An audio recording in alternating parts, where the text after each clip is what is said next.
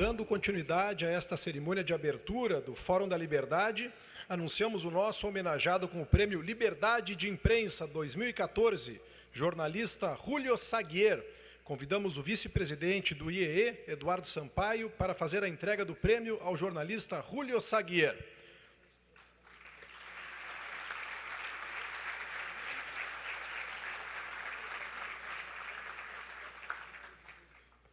O Prêmio Liberdade de Imprensa é conferido aos profissionais que preconizam a liberdade de imprensa e que se dedicam ao desenvolvimento do pensamento crítico. Na 27ª edição do Fórum da Liberdade, o homenageado é Julio Saguier. Nascido em Buenos Aires, é o atual presidente do jornal La Nación e do conselho da SA La Nación, além de ter uma coluna na publicação. É formado em Direito, com pós-graduação pela Universidade de Nova York. Preside também a Fundación La Nación e é membro de instituições como Fundación Fulbright, Fundación Carolina de Argentina, Fundación Compromisso e Fundación Leer. Convidamos a fazer uso da palavra nosso homenageado com o Prêmio Liberdade de Imprensa, Julio Saguier.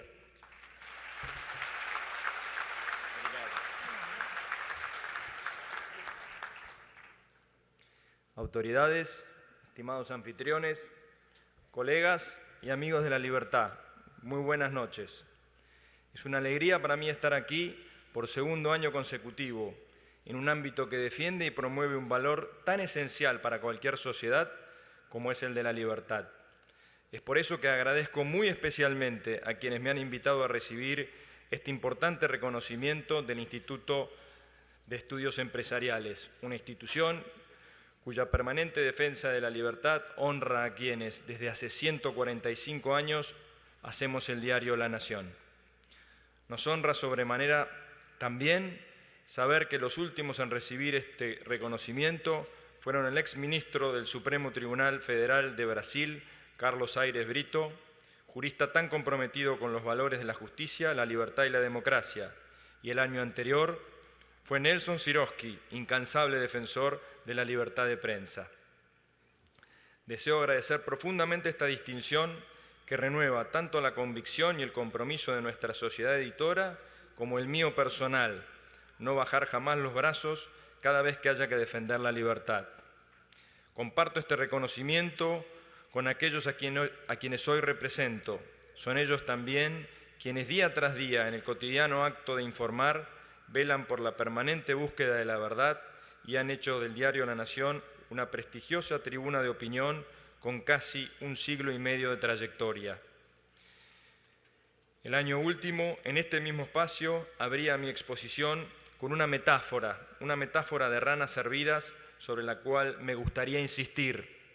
Ella explica con claridad cómo impacta en la sociedad el cercenamiento de las libertades. Si se coloca una rana en un recipiente con agua hirviendo, de inmediato comenzará desesperadamente a tratar de salir. Si se introduce una rana cuando el agua aún está a temperatura ambiente y se la pone a calentar lentamente, el animal no se inmuta.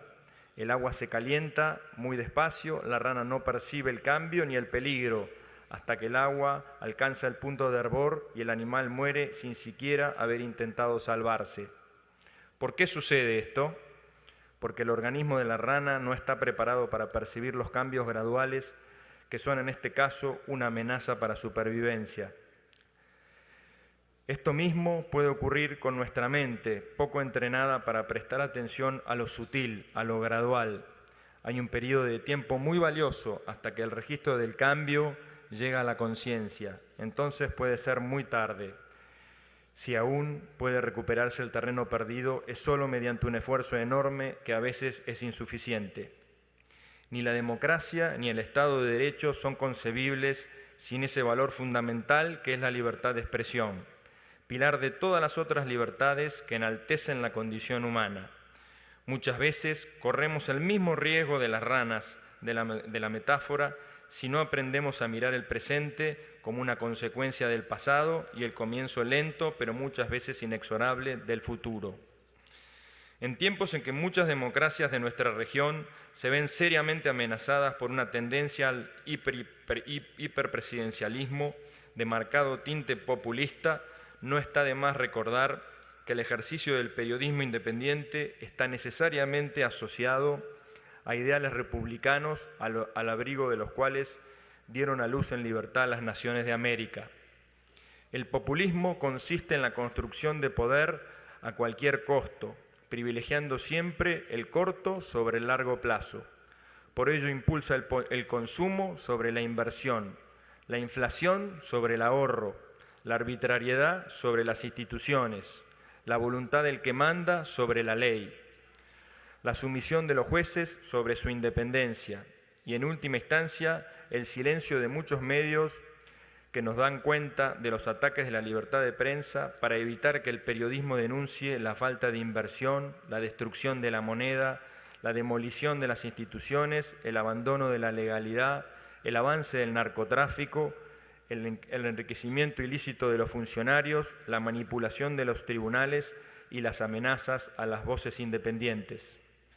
En estas últimas décadas, nuestro joven continente ha avanzado mucho en el sendero de la democracia. Ya no existen gobiernos militares en la región y la mayoría exhibe democracias donde se respeta la pluralidad de voces. Sin embargo, persiste el autoritarismo en no pocos gobiernos, a los cuales la legitimidad de origen no termina de tornarlos respetuosos de las instituciones republicanas. En ese sentido, podemos advertir cómo la amenaza del despotismo sobrevuela los medios de comunicación independientes de países como Venezuela, Ecuador, Bolivia, Nicaragua y también de la Argentina. Enfrentamos, como ha venido señalando con insistencia la Sociedad Interamericana de Prensa, un patrón de adversidades comunes, proveniente de poderes públicos arbitrarios e intolerantes que buscan silenciar a las voces críticas. En América Latina se registra un conflicto ideológico en torno a la esencia de la democracia. En muchos países, entre los cuales lamentablemente se encuentra el mío, los gobernantes entienden la democracia como un vale todo de las mayorías. En nombre del pueblo se justifican los caprichos del caudillo y cualquier disidencia es estigmatizada como desestabilizadora o golpista. En esos países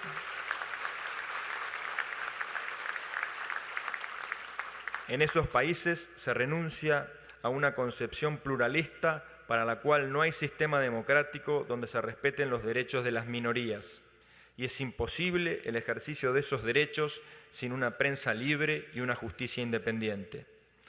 Provoca alarma y angustia advertir que en pronunciamientos tan relevantes como el que realizaron los países de América Latina y el Caribe en la reunión de la CELAC, celebrada en La Habana en enero último, no haya habido siquiera un párrafo en defensa del Estado de Derecho y las libertades individuales.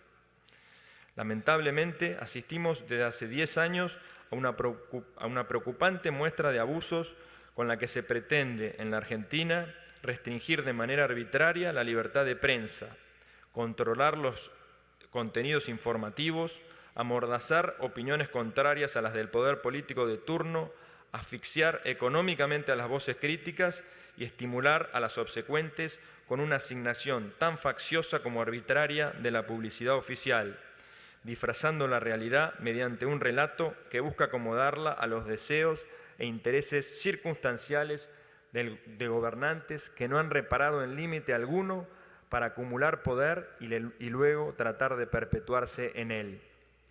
Muchos entienden a la democracia como el ejercicio del voto y no como una forma de gestionar el gobierno, haciendo recordar a las llamadas democracias populares, creadas en la Unión Soviética detrás de la cortina de hierro, que entendía que la delegación de la voluntad mayoritaria en el partido gobernante era suficiente para justificar una autoridad sin límites constitucionales, ni diversidad de voces, ni respeto a las minorías. El régimen gobernante en mi país ha elegido mimetizarse con los más desacreditados de la región.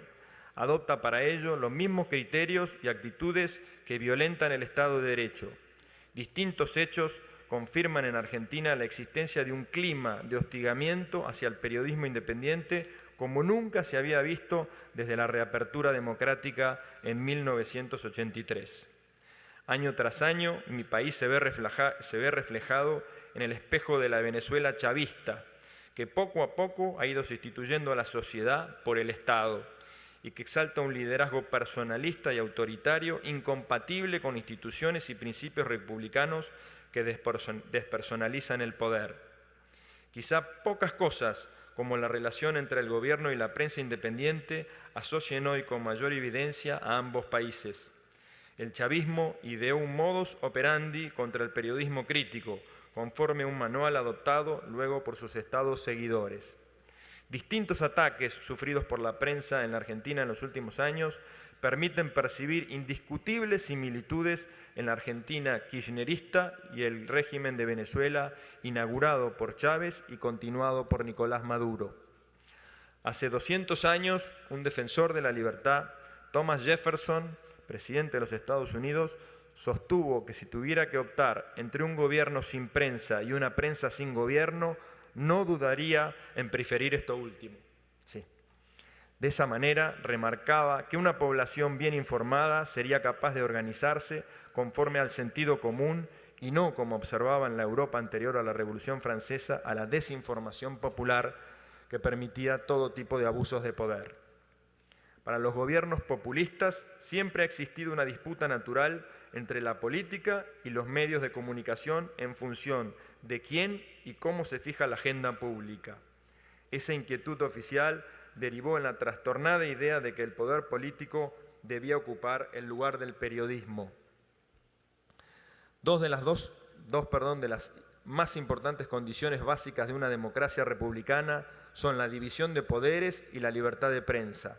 La división de poderes asegura frenos y contrapesos, pero siempre dentro de una organización del Estado. La libertad de prensa es el único mecanismo mediante el cual la ciudadanía puede saber qué ocurre dentro del Estado, en forma independiente y ajena al partido político o a los grupos de interés que pudieran controlarlo.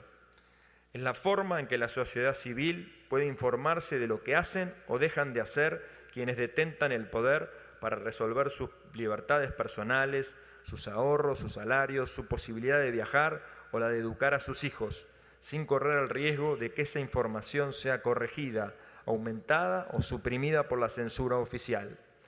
La pérdida de esas condiciones básicas deja a cualquier país reducido a una democracia débil, meramente formal, sustentada exclusivamente en su legitimidad de origen en el mejor de los casos. Si la libertad de expresión ha sido garantizada por las grandes constituciones de la modernidad, no es para reconocer fueros especiales al periodismo que puedan convertirlo en una casta. Al otorgar garantías diferenciales a la libertad de prensa, esas instituciones, entre las cuales se encuentran la de nuestros países, pretenden darle garantías especiales a la sociedad. Una sociedad sin prensa libre es una sociedad a oscuras, un espacio de regresión a la barbarie en el que todo puede suceder. La sociedad occidental, al consagrar el valor de la libertad, ha imaginado un modelo de vida en común diferente, una civilización que aspira a constituir una comunidad en la que idealmente todo pueda ser dicho porque todo puede ser pensado. Y es esto lo que está en juego.